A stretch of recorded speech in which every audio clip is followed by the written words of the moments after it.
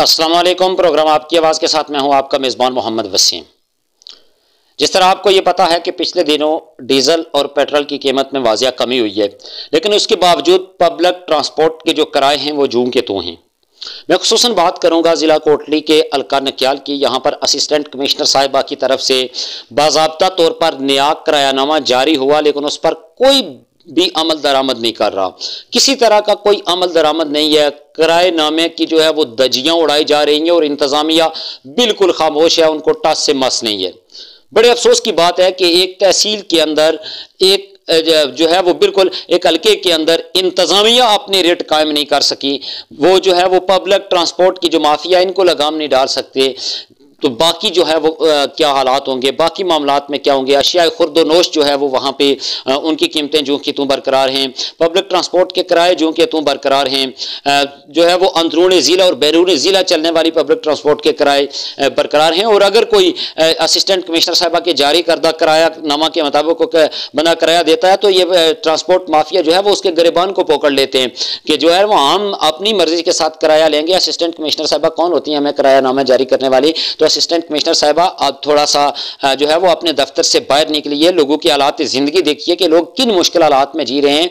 ये आप तहसील के जो है वो इंचार्ज हैं, आप ज़िम्मेदार हैं और आपकी ये चीज़ ज़िम्मेदारी में आती है कि आप जो है वो आवाम को रिलीफ दिलवाएं। आप बाहर निकलें, देखें, लोगों को चेक करें, मुख्तलिफ जगहों पर नाकेबंदी करें, किराए चेक करें, कि लोगों से पूछें कि कितना कितना किराया लिया जा रहा है और इस पर अमल दरामद करवाएं। अगर अब भी अमल दरामद नहीं हो रहा तो फिर कब होगा? यह अमल दरामद करवाना ये आपकी जिम्मेदारी में है, ये मेरी जिम्मेदारी में नहीं है ये। और इसमें अवाम भी कसूरवार है। अगर अवाम जो है वो इन पब्लिक ट्रांसपोर्ट माफिया के हाथों क्यों ये रगमाल होती है? अवाम को चाहिए कि जो असिस्टेंट कमिश्नर साहबा की तरफ से जारी करदा किरायानामा है वही किराया जो है वो पब्लिक ट्रांसपोर्ट वालों को दें। अगर वो इससे ज़ायद किराया मांगते हैं तो वो शिकायत करें, शिकायत के खिलाफ जो है वो मुतलका महकमा बैठा हुआ है, वो कार्रवाई करेगा।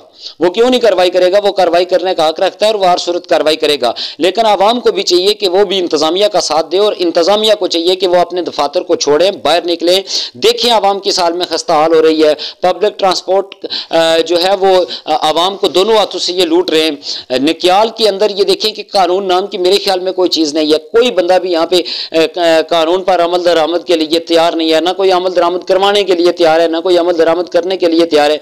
तो फिर इस जो है तहसील का क्या होगा? फिर इसका वाली वारिस कौन है? फिर इसका ज़िम्मेदार कौन है? एक असिस्टेंट कमिश्नर तो तहसील का ज़िम्मेदार होता है, लेकिन अगर यहाँ पे असिस्टेंट कमिश्नर सो जाए, यहाँ पे मुतलका इंतजामिया सो जाए, यहाँ पर पुलिस सो जाए तो फिर क्या होगा? देखें कि किसी भी जगह आप ये मुझे दिखा दें कि जहाँ पे इंतजामिया ने अपनी रेट कायम की हो, किसी भी जगह भी नहीं। महंगाई देखें जो कि तू है, फेरी करने वालों पर पाबंदी है और हर जगह जो है वो फेरी करने वाले घूम रहे हैं। मुख्तलिफ आप बेशुमार चीज़ें देख लें। हर तीसरे दिन ये होता है कि फ़लाँ जगह से चर्च पकड़ ली, फ़लाँ जगह से शराब पकड़ ली। वो कहाँ से आती है, वो बंदे कहाँ जाते हैं, फिर उनके साथ क्या होता है, उसके बाद की कोई खबर नहीं होती। तो ये ऐसे निज़ाम नहीं चलते।